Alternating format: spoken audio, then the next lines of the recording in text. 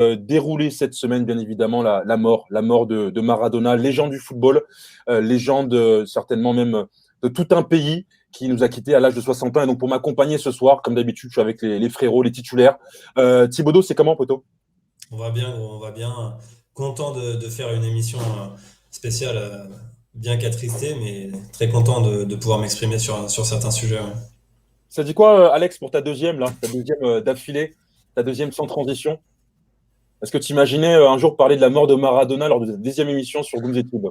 Alors déjà, effectivement, ça fait très bizarre déjà de se dire que Maradona est mort. C'est vrai qu'on le croyait un peu immortel, tu vois. Même quand j'ai appris qu'il était dans le coma ou qu'il était opéré du cerveau, je me suis dit ça va le faire parce que c'est Maradona. Mais faut croire que non. Donc c'est un peu étrange. Mais voilà, faut bien être là pour pas pour continuer son héritage parce on est personne pour ça.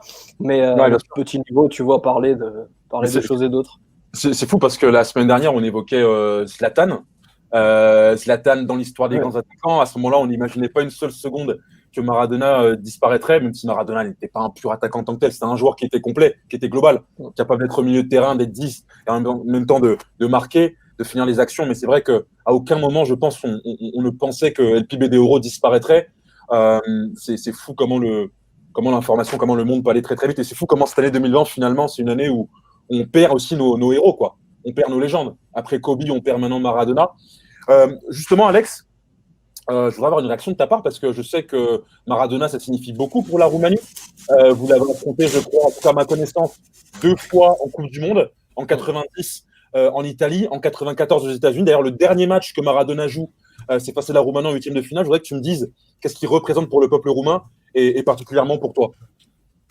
Ouais, c'est ça, t'as tout dit. C'est très spécial en fait parce que c'est peut-être le seul joueur qui est lié à un de nos joueurs, puisque bon voilà, si vous le savez pas, mais je pense que pas mal de gens le savent, le surnom de notre plus grand joueur qui est Gheorghe Hagi, c'était le Maradona des Carpates. Donc voilà, de par le style de jeu, de par aussi son côté totalement imprévisible. Et le fait que ce soit quelqu'un d'instinctif, tout simplement, qui avait des coups de génie comme ça. Donc c'est quelqu'un qui est très important dans l'imaginaire un peu parce il représente aussi un côté rebelle Ouais. qui sied pas mal au peuple roumain et c'est pour ça aussi qu'il était très apprécié en Europe de l'Est également. Donc forcément que c'est un choc plus que si c'était un autre joueur. Ça sert à rien de mentir. Tu as vu des matchs de Maradona, toi, bien que tu sois très jeune quand même? Non, ça s'est limité aux highlights, c'est bien sûr à ce match contre la Roumanie en 1990, où d'ailleurs il a été sérieusement amoché Ouais. par nos défenseurs, nos milieux de terrain, tu vois, parce que c'était à l'époque très très rugueux, et même lui l'avait dit après le match, il avait dit c'était une équipe qui met des coups, mais c'est Bien une sûr. équipe magnifique qui avait à faire, aller réussir 4 ans plus tard une grande performance. Une grande performance. En entrée, il a quand même pris le Cameroun, pays que je connais bien, pays d'origine de mes parents, pays dans lequel j'ai vécu. Et effectivement, les Camerounais, les lions indomptables à l'époque, ne lui avaient pas réservé aussi un traitement de faveur, on va dire. Thibaudot, toi, justement, si tu as quelque chose, une valeur à retenir de Diego Maradona, euh, quelle serait-elle? L'inspiration. L'inspiration, je pense, parce que là maintenant qu'il est parti, on va dire c'est l'heure du bilan un peu pour tout le monde. L'inspiration, parce que ça a été quelqu'un qui a pas eu une grande chance dès le départ. Il est parti avec une vie compliquée, on va dire, mais il s'en est sorti. Il a réalisé de grandes choses. Il a eu une adversité que peu ont connue et il en est sorti vainqueur beaucoup de fois, pas tout le temps, justement, beaucoup de fois. Il a connu des déboires et il s'en est remis, etc. C'était un peu son cycle à Maradona, mais une inspiration parce que c'est encore une preuve que on peut réussir si on croit en ses rêves et qu'on travaille pour. Ouais. Bien sûr, ce gamin en or. Justement, si on est réunis ce soir, c'est pour évoquer Maradona, mais aussi aller au-delà d'El Pibe de Oro. Moi, pour ma part, comme vous, j'étais pas en âge de voir Maradona. D'ailleurs, je suis né après qu'il ait connu son prime. Mais moi, ce sont les parents qui m'en ont parlé. Moi, mes parents sont camerounais. Et pour les Camerounais, à Yaoundé, à Douala, Maradona, ça a été à la fois l'ennemi, en même temps le dieu. C'est quand le Cameroun bat lors du match d'ouverture en 90 de la Coupe du Monde le champion en titre argentin, première nation africaine à remporter un match en Coupe du Monde. Tu vois, ça veut dire beaucoup. Donc forcément, sa mort, c'est aussi la mort de grands moments. Et c'est vrai que pour moi, qui ai eu la chance aussi de voir quelques matchs comme ça en enregistré, notamment le match en 86 contre l'Angleterre, pour moi, Maradona, c'est un héros. Un héros pour 3 raisons. La première, parce qu'il a toujours combattu les puissants. À part lorsqu'il était au Barça, il a toujours fait partie d'équipes qui n'étaient jamais considérées comme favoris. L'Argentine de 86 n'était pas favori devant l'Angleterre, devant l'Allemagne en finale en 86. Lorsqu'il était au Napoli, il n'était pas non plus favori face au Milan, des Gullit, des Baresi, des Rijkaard, des Van Basten, de la Juve dont tu parlais tout à l'heure en off, Alex. C'est aussi un joueur qui a fait beaucoup avec peu. Quand tu regardes l'Albi Céleste de 86, elle n'a rien à voir avec l'Albi Céleste de 2010 ou de 2014, dont a bénéficié Messi. Et enfin, c'est aussi l'adversité. L'adversité parce que tu avais de grosses sélections nationales à l'époque de Maradona, les sélections européennes. Il y avait des grands clubs, comme je l'ai dit, en Serie A, mais aussi l'adversité en tant qu'être humain. De voir un mec si petit, comme dit ma mère, de courte taille, d'1,65, faire autant de grandes choses, en fait. Quand tu penses qu'un mec comme Messi est déjà plus grand que Maradona, de 5 cm, et qu'on lui a donné des hormones de croissance pour qu'il puisse être, finalement, le joueur qu'il est devenu aujourd'hui. Donc ma question, elle est simple, les gars. C'est de savoir si pour vous, Maradona, c'est un héros. Et si oui, déjà avoir votre définition du héros. Comment vous définirez tout simplement un héros? Et je vais commencer par Thibaudot. Alors, je commencerai par dire non. Maradona ne correspond pas à la définition du héros selon moi. Donc c'est pour ça que je vais tout de suite enchaîner sur la définition du héros. Pour moi, un héros, je vais me permettre de lire un peu parce que justement j'ai pris le temps d'écrire cette définition selon moi. Ça doit être une figure inspirante de par son histoire, son parcours, les exploits accomplis au travers de sa discipline, avoir connu l'adversité la plus ardue et en être sorti vainqueur, puis, et c'est là le plus important, dépasser le cadre du sport, car avant d'être sportif, il est humain, œuvrer, s'engager pour une ou des causes concernant la société pour faire avancer les choses. Et alors Maradona correspond quasiment en tout point à ce que je viens de citer, sauf l'engagement au sein de causes. Et une chose aussi importante selon moi, le mot héros vient du grec et du latin héros, qui signifie demi-dieu. Qui signifie demi-dieu. C'est une icône, une légende, mais on a rarement connu plus humain que Maradona en tant que star dans son sport. C'est quelqu'un qui a eu, on connaît tous les à côté de Maradona qui ont vraiment entaché pour le coup sa légende. Et de par ce fait-là, pour moi, il correspond pas en tout point en ce que j'appelle un héros, mais c'est une légende, une icône. Alex, d'accord ou pas?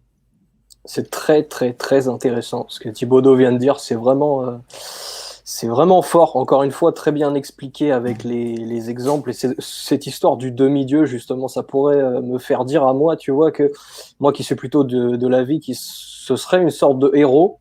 Mais comme son surnom, c'était le dieu, oui. Est-ce qu'on peut dire que c'est un héros et donc un demi-dieu? Oui. Ou est-ce que c'est même plus fort que ça? Tu vois? Moi, je serais dans l'autre extrême, même si, encore une fois, ça c'est juste par rapport à ta définition, parce que c'est vrai que c'est compliqué par rapport à ces à côté, et que c'est un mot très, on va dire, très galvaudé depuis ses débuts, comme le terme génie. Tu vois, c'est quelque chose qui a été utilisé à droite, à gauche, à toutes les sauces. Même maintenant, on dit du centre le plus banal qu'il est génial. Donc, c'est dérangeant. Et pour héros, c'est pareil. Parce que héros, évidemment, ça renvoie à une définition précise. Ça renvoie aussi, pour moi, à des faits épiques, héroïques, tu vois, sur le champ de bataille. C'est ça. Bien sûr. Et aujourd'hui, les footballeurs sont des gladiateurs modernes. C'est ce qu'on pourrait dire, tu vois. C'est des spartakistes. C'est, pas dans le sens politique, hein, mais dans le sens de Spartacus, dans le sens du gladiateur, pour s'affranchir. Encore une fois, les temps ont changé, les normes ont changé aussi, mais ça a quelque chose d'épique. Qui colle beaucoup à la peau de Maradona, je trouve, et même s'il est très humain, y compris dans ses défauts, hein, parce qu'encore une fois, tu vois, on a chacun nos vices. Lui, c'était la drogue, c'était les filles de joie, hein, pour rester courtois. Donc ça fait partie du personnage, mais je pense que c'est une sorte de héros, même si il a aussi cette part de anti-héros. comme pourrait l'avoir Hristo Stoichkov, le Bulgare, tu vois, qui avait lui aussi, qui était très décrié à sa manière. Donc, ça peut se poser, voilà. C'est vrai que quand tu parles de demi-dieu, en fait, Thibodeau, le terme est assez intéressant parce qu'on parle de lui effectivement en tant que dieu. Moi, je dirais effectivement qu'il est dieu sur le terrain. Il a cette main de 86, il a le but du siècle effectivement derrière.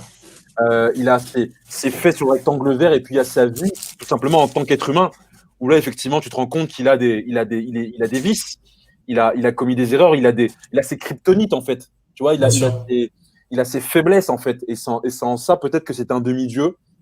Mais c'est marrant que tu donnes autant d'importance, en fait, à ce que moi j'appellerais être un rôle modèle, en fait, comme on dit en anglais. Être un citoyen modèle, en fait. L'engagement citoyen. Pour toi, l'engagement citoyen doit être le premier critère pour être considéré comme un héros dans le sport. Alors, c'est pour ça que je reviens sur ma définition, parce qu'elle est hyper personnelle et hyper comment dire, c'est vraiment mon point de vue. Et je te coupe rapidement, parce que Maradona s'est quand même engagé. Alors, il s'est peut-être pas forcément engagé du bon côté du manche, en allant notamment prendre des vacances chez Fidel Castro, se réclamant parfois d'idées d'extrême gauche. Chavez aussi. De Chavez aussi, effectivement, mais il s'est quand même engagé pour certaines choses. Voilà. En fait, pour Maradona, il y a aussi un point, donc c'est forcément par rapport à ses déboires. Selon moi, un héros peut être un modèle que tout le monde peut prendre, et demain, et sur l'entièreté, en fait, parce que c'est là qu'on voit qui est à part vraiment, c'est-à-dire que je juge l'ensemble, et je ne juge pas que ce qui brille, en fait, dans la vie de quelqu'un. Et du coup, j'aurais du mal à dire à mon fils ou à ma fille, prends exemple sur cet homme, de A à Z, en fait. Et tu vois, c'est là que je me dis, ok, pour moi, ce n'est pas un héros, c'est une légende vivante, malheureusement non, c'est une légende, une icône, tout ce qu'on veut. Il a une histoire, c'est un film, sa vie c'est un film, au sens propre du terme, c'est vraiment un film. C'est romancé, c'est tout, ça parle à tout le monde, il y a de l'émotion, tout le monde peut s'en inspirer, mais ça correspond pas, c'est pas un héros pour moi. Justement, Alex, tu parlais tout à l'heure des batailles épiques, de Gladiateur, de Spartacus, des références un peu à l'Antiquité. Est-ce que pour toi, tu peux être un héros dans le sport sans avoir gagné? Oui, bien sûr. Bien sûr, parce que, encore une fois, tu vois, certains sont plus du côté de la victoire, certains préfèrent les underdogs, comme on dit en anglais, les outsiders, ceux qui arrivent toujours proche du sommet et qui échouent à la dernière marche, mais par exemple peut-être en dévoilant ou en montrant une belle facette du sport, en jouant mieux que l'adversaire qui se révèle vainqueur ensuite. Donc pour moi, oui, parce que moi je suis plus attaché à cette partie-là de l'histoire, tu vois, je préfère ceux qui perdent, mais perdent honorablement, et en ayant essayé avec toutes leurs armes pour dépasser leurs conditions, que ceux qui gagnent de manière galvaudée ou tu vois, juste en pensant qu'à la victoire et pas à ce qu'il montre, ce qu'il dégage en fait. Et ça me dérange en fait. Donc c'est pour ça que Maradona, tu vois, sa passion, même si elle était peut-être trop souvent au goût de certains à l'excès, moi me plaisait. Moi vraiment me rappelait le pays un peu, tu vois, parce qu'il a un côté très très chaleureux, très latin, et c'est son côté très napolitain me sied, on va dire. Ouais, bien sûr. Mais en plus, c'est marrant parce que Thibodeau parle d'engagement citoyen. Tout à l'heure, tu m'as envoyé en MP une image d'un poster de Maradona et Idlib, c'est ça? Alex, non? C'est pas toi? Oui, c'est ça. Ouais, c'est ça. Il est connu dans le monde entier. Alors, c'est vrai qu'en termes d'exemple, voilà, c'est pas forcément le citoyen modèle, mais en termes de joie procurée, d'espérance, en fait, ce qu'il a pu générer comme émotion aux gens, c'est plus que des objets matériels, en fait. D'ailleurs, cette image à Idlib, c'est dommage qu'on puisse pas la mettre dans la conversation, tu vois, pendant qu'on parle. Ouais. Mais c'était au milieu des ruines, en fait. Et sachant que voilà, c'est un pays en guerre, il n'y a plus rien. Et tu as des gens qui parfois veulent tout simplement penser à autre chose et n'ont même pas un ballon de foot. Donc ils jouent avec, par exemple, ils prennent des chaussettes et ils les assemblent et ils en font quelque chose de rond qui ressemble à rien, mais pour eux c'est suffisant. Et le fait que ça soit tellement, en fait, c'est tellement beau au milieu des ruines, ça dégage quelque chose d'athénien, d'une autre époque. C'est le contraste qui transcende un peu. Ouais, tout à fait. Idlib, je le rappelle, hein, c'est en Syrie. Hein. C'est en Syrie. Thibaudot, donne-nous des exemples un peu. Donne-nous un peu tes héros peut-être contemporains pour rester dans le moment présent et surtout pour répondre à la question. Parce que c'est vrai que des figures comme Maradona, on n'en a pas tous les jours. Et la question est de savoir justement, est-ce qu'aujourd'hui, on a encore des héros contemporains qui vivent avec nous? Est-ce que tu en as, toi, Thibaudot, de ton côté? Ouais, je me suis attardé sur 3 héros. 3 héros qui ont une chose en commun, c'est leur nationalité. C'est 3 Américains. Le premier, LeBron James, tout le monde le connaît, pas de surprise là-dessus, mais je tiens quand même à en parler. Colin Kaepernick, l'ancien joueur de NFL, donc de football américain, et Megan Rapinoe. Megan Rapinoe, voilà, c'est trois Américains. Alors c'est tout sauf un hasard si j'ai choisi 3 Américains. On en parlait d'ailleurs tout à l'heure avec Gooms en off. On se disait c'est quand même bizarre qu'en tant que Français, les premiers héros sportifs qui nous viennent sont de nationalité américaine. Selon moi, c'est tout sauf un hasard en fait, dans le sens où dans ce pays-là, donc les États-Unis, ils apportent quand même plus d'importance que ce qu'on peut le faire en France, que je connais, donc du coup, à la pensée du sportif. Donc pour toi, le footballeur et plus globalement le sportif est souvent réduit à son sport en fait. N'est pas pris assez au sérieux pour être considéré comme un citoyen à part entière. Bien sûr, j'invente rien parce que c'est quelque chose qui a été évoqué plus d'une fois dans les médias, notamment le shut up and dribble, tu vois, genre tais-toi et dribble, tais-toi et cours, tu vois, ce genre de terme qu'on connaît un peu tous quand on a regardé un peu le sport. Et ouais, c'est vrai qu'aux États-Unis, je pense qu'il y a quand même une plus grosse ouverture d'esprit là-dessus. Et notamment parce que leurs sportifs sont des figures stars au sein de la communauté à une grosse ampleur et le sport fait partie intégrante de leur cursus universitaire, etc. Donc c'est quelque chose de gros là-bas et c'est bien qu'ils apportent de l'importance à la pensée des sportifs. Alex, à quoi c'est dû ça selon toi? C'est vrai qu'on parle souvent d'une culture française très élitiste justement, qui priorise les sciences humaines, les lettres, les arts plutôt que le sport. Est-ce que tu penses que c'est lié justement à ce côté élitiste de la culture française, que les sportifs ne sont pas reconnus comme des citoyens à part entière? Là, c'est vrai qu'on est en train de monter un peu en niveau là. Non, mais c'est vrai, je pense. Alors, peut-être que c'est commun aussi à d'autres pays. Je connais pas assez certains pour donner mon avis là-dessus. Mais je pense qu'il y a un problème en France, effectivement. On dénigre beaucoup trop souvent les sportifs. On dit voilà que certains, parfois c'est vrai, hein, je dis pas le contraire.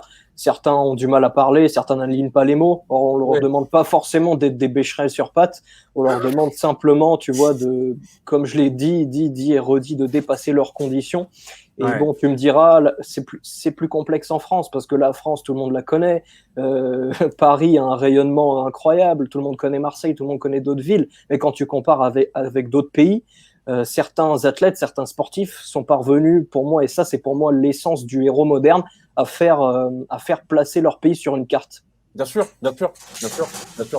Mais d'ailleurs, tu parles de LeBron, parce que là, il parle justement de ces héros modernes qui sont parvenus à placer une ville, un pays sur une carte. Moi, j'en connais un, c'est LeBron, effectivement.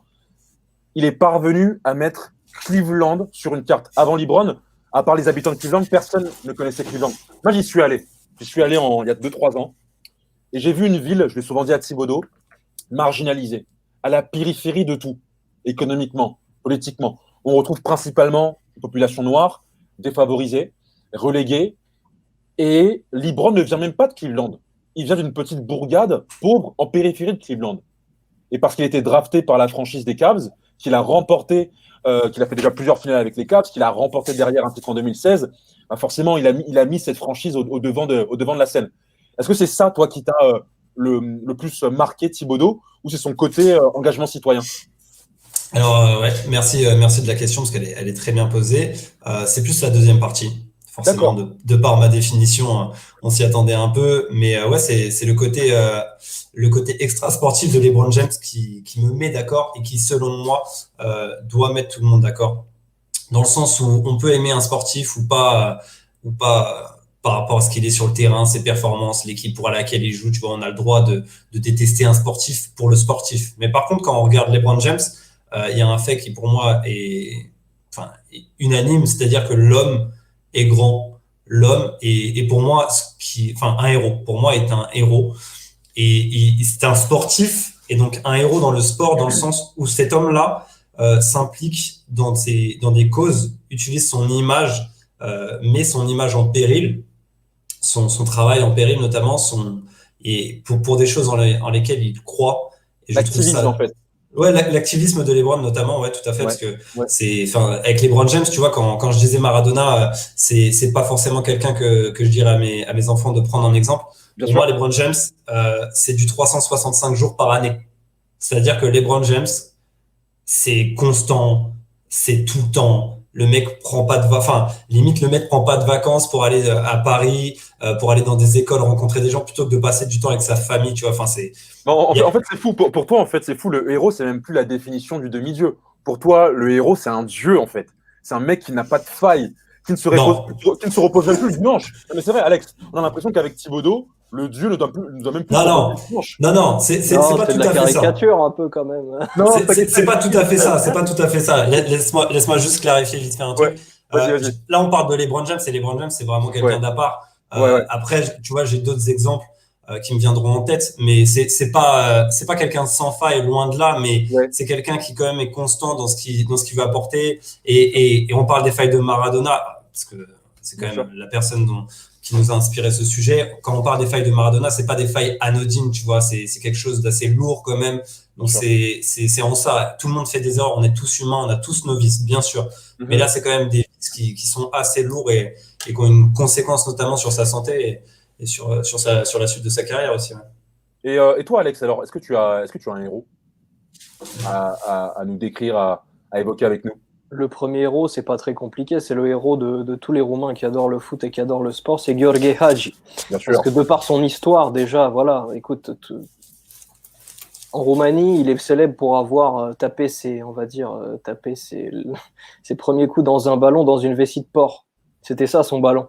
Donc c'était quelqu'un qui est parti d'absolument rien, comme on peut voir sur d'autres continents. Donc c'est très fort en fait. Et le fait il ait tout simplement réussi à lui seul. Alors oui, il avait une équipe derrière, bien sûr, mais c'est grâce à lui en premier lieu que la Roumanie est sur une carte, grâce aussi à deux, trois autres sportifs et deux, trois autres inventeurs, tu vois. Mais Hadji aujourd'hui, c'est la personnalité la plus connue qui a. C'est grâce à lui que les gens connaissent la Roumanie en premier, et c'est pour ça qu'on le remercie en fait. Devant Nadia Comaneci? Oui, devant Nadia Comaneci, même si pour moi, Nadia Comaneci est à mettre absolument au même niveau que Gheorghe Hagi. D'accord. D'accord. Ok. Ouais. Et ce qui est en plus intéressant avec Georgie Hagi, c'est qu'il y a aussi le rendez-vous de l'histoire. C'est-à-dire qu'il y a la fin de Ceausescu, l'ancien dictateur roumain, et lui en 94, il arrive avec cette équipe-là, et ils vont en demi-finale de Coupe du Monde. Il y a aussi le sens de l'histoire aussi qui certainement le propulse comme ça en figure emblématique de ce pays, non? C'est ça, c'est ça. Après, encore une fois, Ouais. cette équipe-là était un peu le produit on va dire, le seul aspect positif du communisme, c'était le sport. Parce que pour eux, c'était une vitrine. Donc pour eux, le sport devait être au plus haut niveau pour montrer que l'État est fort sur tous les plans, dans tous les domaines. Donc le football, qui était le sport national, et il y avait aussi la gymnastique, le handball, qui étaient des sports très, très, très populaires et très mis en avant. Dans ces sports-là, on devait être les meilleurs. C'est pour ça que Nadia Comaneci a eu 10. C'est pour ça que nous, on n'a eu qu'une ambition, c'était d'aller le plus loin possible. Et même après la fin du communisme, c'était de décrocher en fait, cette mentalité-là était un héritage. Tu vois, s'il y avait quelque chose de positif, c'était juste ça. C'était la culture de la gagne, mais la culture du labeur, la culture du sacrifice, la culture du travail en équipe. Il y avait quelque chose de vrai là-dedans. Et c'est ce que disait Hadji à sa retraite. Il a fait une conférence de presse extraordinaire. Et il a dit après nous, ça va être le déclin. Après nous, ça va être le désastre. Vaut mieux que vous nous fassiez une statue dès maintenant. Et personne l'a écouté. Tout le monde s'est foutu de sa gueule parce qu'il dit mais qu'est-ce qu'il raconte? Nous, on est là depuis 40 ans. On a des équipes dans tous les sports. On est au niveau. Ouais, mais regarde aujourd'hui. Il a eu raison et à quel point. Donc tu es en train de nous dire, avant que je redonne la parole à Thibaudot, que la mort du héros en Roumanie est proche, la fin du héros du moins? Non, mais elle a changé, la perception a changé, la définition a changé aussi. C'est-à-dire qu'aujourd'hui, il n'y a plus les privations d'avant. La Roumanie était le pays d'Europe le plus fermé avec l'Albanie. Voilà, si tu essayais de passer la frontière, tu te faisais tirer dessus et tu n'étais pas blessé, on te laissait pour mort là-bas. Donc, tu vois, c'était le cercle incessant des privations, des pénuries. Tu savais pas si tu allais avoir de l'électricité une fois par semaine. Donc en gros, Tu vivais à la bougie. Enfin, c'était, ouais. tu vois. Là, c'est marrant parce que tu évoques en fait un aspect du héros, l'adversité finalement. Les obstacles qui sont mis sur ton chemin et qui peuvent t'empêcher justement de te dépasser, quoi. C'est ça en fait, et je pense que parce que les temps ont changé, la définition du héros a changé aussi. D'accord. C'est marrant parce que Thibaudeau, une réaction? Entièrement d'accord avec lui, et c'est notamment, enfin j'en profite pour toujours égayer mes propos. C'est notamment pour ça, tu vois, que je mets des gens comme LeBron James, Kaepernick et Rapinoe. C'est des gens qui sont vraiment en adéquation avec leur époque, une époque où des combats, notamment sur le racisme, sur les inégalités, l'homophobie, ce genre de choses-là, explosent en plein vol, et notamment dû à la facilité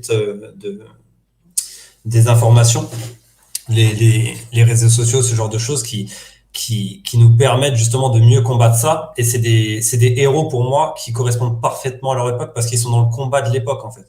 Tu vois. Donc oui, les héros ont changé et la définition aussi a changé, tout à fait. En parlant d'une combattante de l'époque, puisque tout à l'heure on évoquait avec Alex Nadia Comaneci, la plus grande gymnaste de tous les temps, je pense, je parle sous ton contrôle.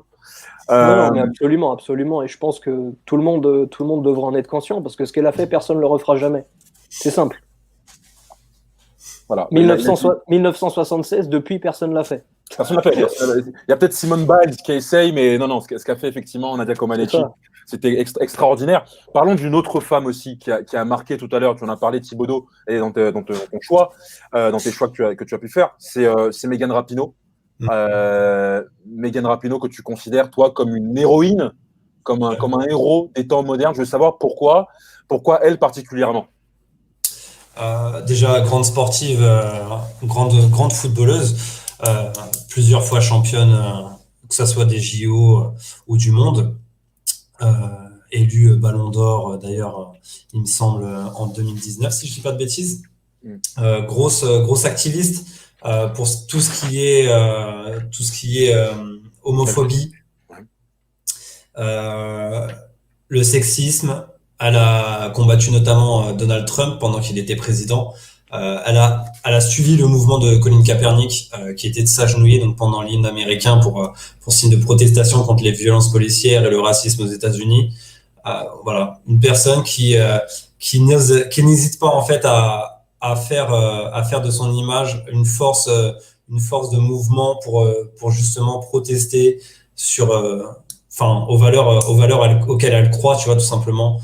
C'est une personne qui est homosexuelle, qui s'est mariée, qui s'est fiancée ou mariée récemment, et qui trouvait que Donald Trump n'allait pas du tout dans ce sens-là. Elle a fait notamment un discours que je vais me permettre de vous lire pendant la parade en fait de victoire des États-Unis, quand ils étaient devant l'hôtel de ville de la ville de New York. Elle a fait un petit discours. Donc là, c'est juste un bout du discours, c'est pas l'entièreté. C'est mon devoir de vous dire cela. Nous devons être meilleurs, nous devons aimer davantage, haïr moins, nous devons écouter plus et moins parler. Nous devons savoir que c'est de la responsabilité de chacun, c'est de notre responsabilité de rendre ce monde meilleur. Je pense que cette équipe fait un travail incroyable pour porter tout cela sur ses épaules. Oui, on fait du sport, oui, on joue au football, oui, on est des femmes, des athlètes, mais on est beaucoup plus que ça. Comment rendez-vous vos proches meilleurs au quotidien? Donnez plus, soyez plus grand, meilleur que vous ne l'avez jamais été, tu vois. Et quand j'entends cette femme, cette sportive dire ça, pour moi, ça se rapproche vraiment de ce que j'apparente au héros. Ça dépasse le cadre du sport et c'est vraiment inspirer des gens. Et c'est actif, quoi. Tu ne peux pas faire plus actif que ça. Moi, une autre femme qui m'a marqué, les gars, c'est elle est américaine aussi, comme Thibaudeau, quoi, malheureusement. Malheureusement, heureusement, bref, c'est pas le sujet. C'est Serena Williams. Serena Williams, et avec ça, je vais faire une extension sur Novak Djokovic. Et là, je relancerai directement Alex, Serena Williams, parce que justement, voilà une femme aussi qui a révolutionné son sport, qui a fait face justement à l'adversité parce qu'elle était noire aux États-Unis. Alors bien évidemment, dans l'adversité, il n'y a pas seulement que la couleur de peau en fait. Il ne faut pas réduire ça au racisme. Ça peut être une condition sociale, ça peut être une condition, ça peut être pas mal d'aléas dans la vie, une maladie. C'est pas seulement lié à la couleur de peau, entre guillemets, à la race. Mais Serena Williams, effectivement, de par cette couleur de peau, dans un sport qui est très WASP aux États-Unis, elle a fait face avec sa sœur justement aux insultes, aux discriminations raciales, de par aussi son apprentissage du tennis. Je vous rappelle que c'est une femme qui a été entraînée par son père, qui n'a pas du tout, qui n'est pas passée par les circuits habituels en fait du tennis américain. C'est une dame aussi qui a rencontré les plus grandes joueuses de son époque, les Martina Hingis, les Jennifer Capriati, les Justine Henin et Kim Clijsters. C'est aussi une femme dont le style n'a pas souvent plu, une femme avec des gros bras, avec des triceps, avec des trapèzes. Ça colle pas forcément à l'image qu'on a de la femme. Une dame aussi qui assume ses codes vestimentaires, qui assume ses choix, qui twerk dans les clips de Beyoncé. Et une femme, et là ça va plaire à Thibaudot, qui est une rôle modèle entre guillemets, parce que c'est une citoyenne engagée qui très tôt, d'ailleurs qu'on soit d'accord ou pas, a soutenu le mouvement Black Lives Matter. Encore une fois, on n'est pas ici pour être une tribune politique, on est là pour justement parler de l'activisme, en tout cas de ces sportifs. En tout cas, c'est une femme qui, effectivement, répond à plusieurs critères du héros. Et c'est marrant parce que tout à l'heure, on évoquait des héros, entre guillemets, qui sont populaires. On a parlé de Maradona, on a parlé peut-être de Hadji, tu as parlé de Megan Rapinoe, ce sont quand même des personnes qui sont populaires sur les réseaux. Mais il y a aussi des héros impopulaires, des héros qu'on ne saurait voir. Et pour moi, Serena en fait partie, comme Djokovic. Et c'est là où je te renvoie la balle, Alex. Est-ce que tu considères que Djokovic non seulement est un héros, mais aussi impopulaire parce qu'il ne correspond pas au profil type du joueur de tennis, du tennisman anglais, british, anglo-saxon et dandy. En gros, un Federer. Alors, pour répondre aux deux questions, oui et oui. Pourquoi? Déjà, tout d'abord, pourquoi il est impopulaire? C'est très simple. C'est le plus fort actuellement. Je suis pas spécialement le tennis, mais les statistiques parlent pour lui. Il a marqué l'histoire de son sport. Il a dépassé Nadal et Federer, qui sont eux très populaires et qui se tirent la bourre pour qui est le plus populaire dans leur sport.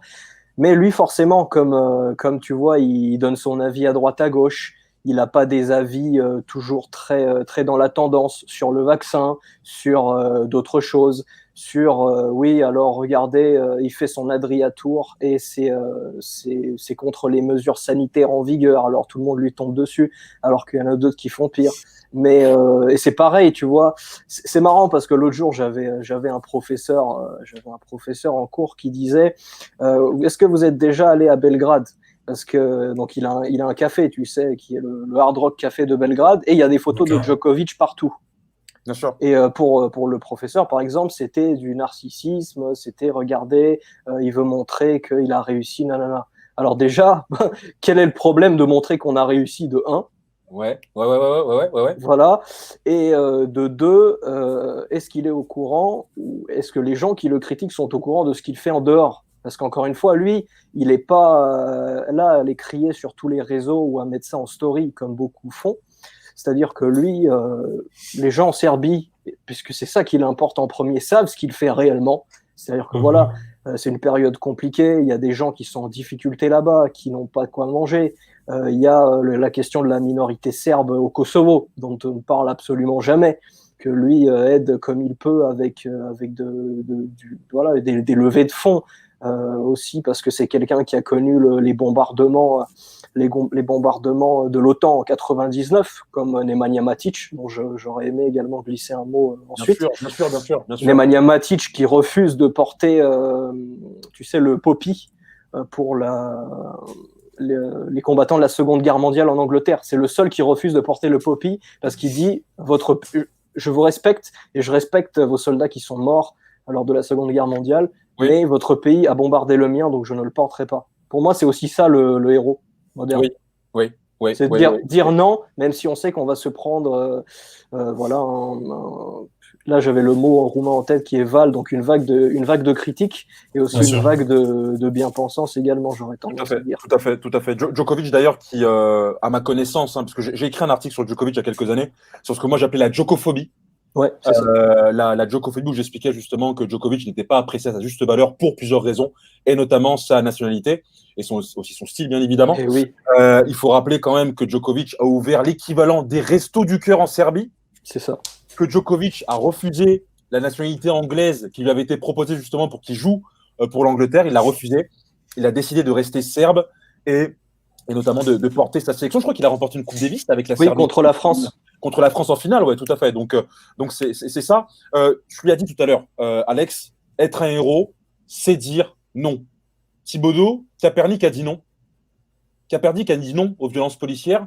Kaepernick a dit non en refusant de chanter l'hymne américain.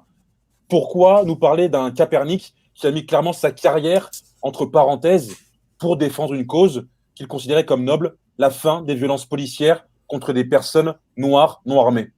Ce que tu viens de dire, frérot, il a mis sa carrière de sportif entre guillemets et en péril. C'est un joueur qui, il faut le savoir quand même, c'était pas personne dans la ligue, Colin Kaepernick. C'était un quarterback titulaire. Il a notamment fait un Super Bowl, il me semble qu'il a perdu. Mais en gros, il a touché ce qui se fait plus haut dans son sport du bout des doigts. Et c'est un joueur qui n'a pas eu la carrière entière. C'est-à-dire que quand ça s'est raté, je crois qu'il avait seulement 6 années en NFL derrière lui. Donc c'était un joueur qui était limite, on va dire, il avait encore quelques années devant lui dans son sport. Et c'est un joueur qui s'est posé la question du est-ce que ma carrière passe avant mes convictions? Et non, en fait, non. Tout simplement non, parce qu'il a pris le risque de s'agenouiller. Pendant l'hymne américain, ça a été le premier, on va dire, qui s'est fait remarquer pour ça. Et ça lui a coûté très, très cher, sportivement parlant, puisque à la fin de la saison où il a fait ça, et donc ça a fait un gros boom, ses détracteurs, notamment, c'était des gros partisans de Donald Trump. Donald Trump lui-même en a parlé comme une insulte à l'hymne américain et à l'armée américaine, notamment. Et donc derrière, à la fin de la saison, il n'a pas retrouvé de contrat avec la NFL. C'est parti en justice et à l'heure actuelle, tout ce qu'on en sait, c'est que ils ont signé un contrat, ils ont signé un contrat de non divulgation d'informations et il aurait touché 60 à 80 millions de dollars. Donc en gros, la NFL a bien compris qu'elle avait merdé sur ce coup-là. Mais c'est quelqu'un qui ne jouera plus au football américain. C'est quelqu'un qui a travaillé toute sa vie pour ça et qui ne jouera plus à son sport, à sa passion, qui a mis tout ça de côté pour justement défendre les minorités, une minorité notamment dont il fait partie, la communauté afro-américaine aux États-Unis, et avec toutes les violences policières qu'on connaît malheureusement. C'est marrant parce que dans vos deux exemples, dans les exemples que vous donnez, d'un côté, tu as Thibodeau qui donne des exemples effectivement pertinents, où tu as en gros des sportifs qui ont diffusé, qui ont communiqué sur leur action en fait, sur leur activisme. Quand du côté de chez Alex, il y a une forme de sobriété, il y a une forme de je fais des choses de mon côté, mais j'ai pas besoin de vous en parler en fait. Vous ne me jugez qu'à mes actes. Comment tu vois ça, Alex, aujourd'hui, cette communication que certains peuvent faire effectivement de leur... Parce que tu vois, par exemple, LeBron, il a fait une école, I Promise, il en a parlé, beaucoup parlé, mais Michael Jordan, par exemple, tu vois, lui, effectivement, c'était sport, qui ne l'empêchait pas aussi parfois de financer les organisations caritatives, pareil comme Kobe. Est-ce que pour toi, c'est à distinguer? Est-ce que certains sont plus héros que d'autres en se montrant? Comment tu vois ça? Oui, ça dépend vraiment des personnalités de chacun pour moi, tu vois. C'est-à-dire que quelqu'un comme LeBron, même s'il le montre, pour moi, il a déjà prouvé que c'en est un. Donc c'est clair, c'est limpide. Par contre, d'autres, tu vois, pour moi, c'est simple, Megan Rapinoe n'est pas une héroïne. Donc, mais faut le dire. D'accord. Okay. Mais après, ça serait long, tu vois. Mais je te donne un exemple, tu vois. Oui, non, donne-le, vas-y. Vas-y, on est là pour ça. Non, mais c'était juste comme ça. Après, si tu veux vraiment. Oui, je veux savoir pourquoi. Moi, je veux savoir pourquoi. Déjà, pour moi, tu vois, il y a beaucoup d'hypocrisie derrière. Je sais pas, elle dégage quelque chose qui, moi, me gêne, tu vois. Et en Europe de l'Est, tu vois, on a tendance à tout de suite sentir les gens, tu vois. En gros, quand on les voit, on regarde dans les yeux et on voit s'ils sont sincères. Et pour moi, elle n'est pas sincère. Après, c'est personnel, tu vois, encore une fois, j'en sais rien véritablement, mais c'est notre sixième